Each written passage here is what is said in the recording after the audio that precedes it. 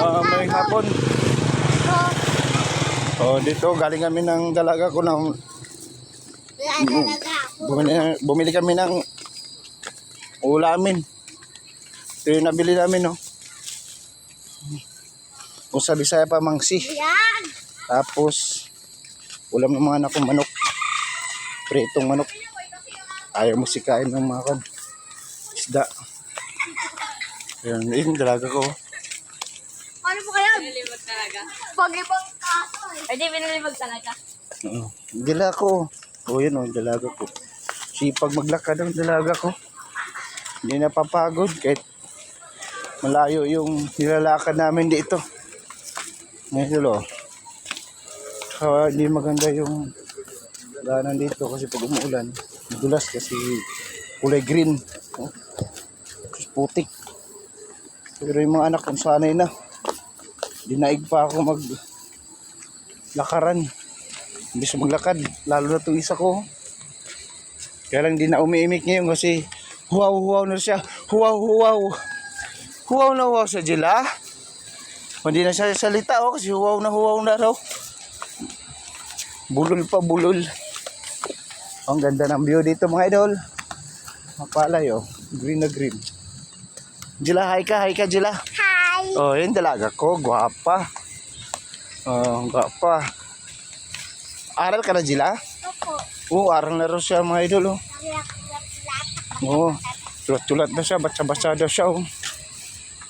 Sipag. Kaya kami pa, di namin pilit sa mama. Kami kasi Ha? ni mama, di na tayo mama kita. Ganda lang salita para maintindihan ko. Saan?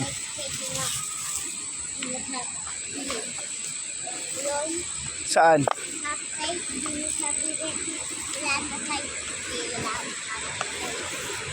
Wala ka no?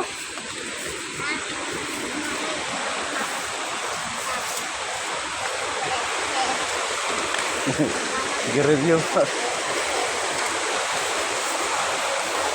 Bata pa, boy. Ikaw mo na magsigarilyo, boy.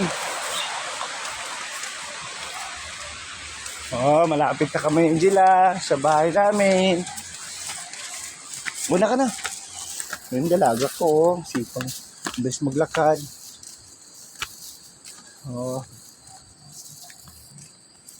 Malapit na kami sa bahay. Huwaw na huwaw siya, huwaw na huwaw. Hindi pa niya mabigkas yung uhaw na uhaw. Huwaw na huwaw na siya.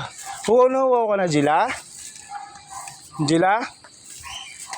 Hindi na, umiimik na. Huwaw na nga talaga. Huwaw na huwaw na siya, Jila.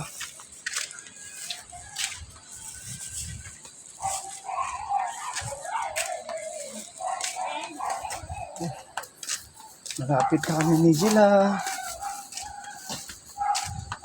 Di na umiimik. Pagod na yan. Diba? Dito kami sa medyo liblib mga idol.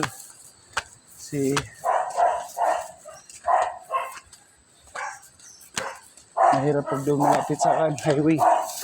May gate pa kami. Para na may mga bata. Kaya dito kami sa safe.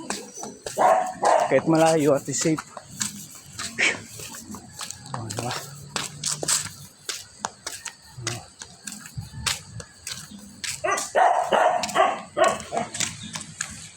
Huwaw na si Jila. Huwaw na huwaw.